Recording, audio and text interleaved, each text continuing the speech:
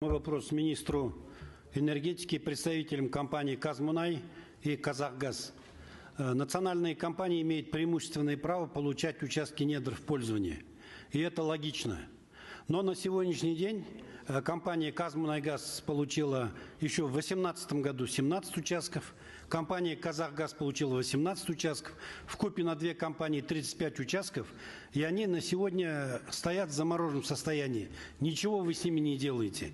Поэтому вопрос к представителям компании «Казмунайгаз» и «Казахгаз». Поясните, пожалуйста, почему эти участки долгое время находятся в замороженном состоянии, почему вы затягиваете процесс их реализации?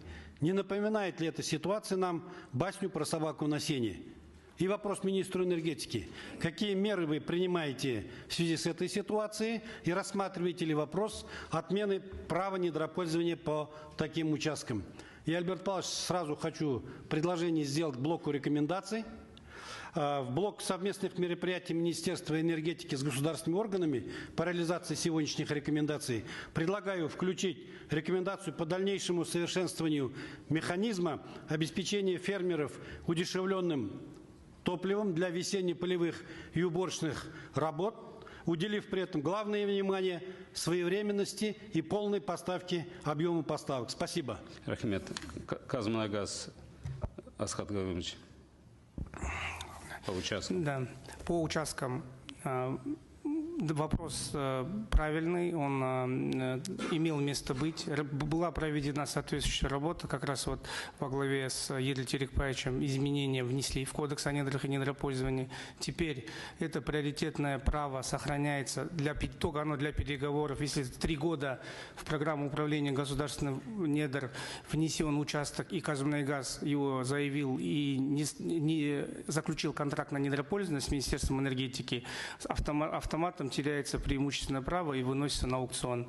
Вторая причина: мы внесли изменения в поиск, наши корпоративные стандарты по поиску стратегического партнера, где ужесточили требования по именно финансированию рабочих программ на этапе поиска стратегического партнера. Спасибо. Рахмет. Казахгаз. Микрофон. На сегодняшний день Казахгазом по ряду блоков геологоразведки создаются совместные предприятия, к примеру, с Шевроном и с китайским CNPC, это месторождение Желебек, а также Северный-1. Также с казахстанскими компаниями создаются ряд совместных предприятий по совместной работе геологоразведки. Спасибо. Мусаил Амадович, прокомментируйте, потому что говорится по 1-2 участкам, а там назывались десятки.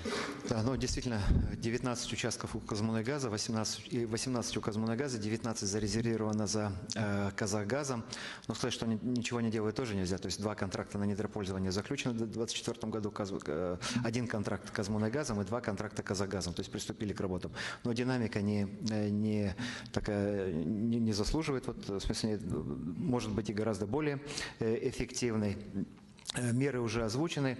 Указ есть о либерализации главы государства, в соответствии с которым правительством разработан законопроект. Предварительно мы его уже обсудили, вот в частности, да, с Едиль Терекбаевичем, правильно было сказано.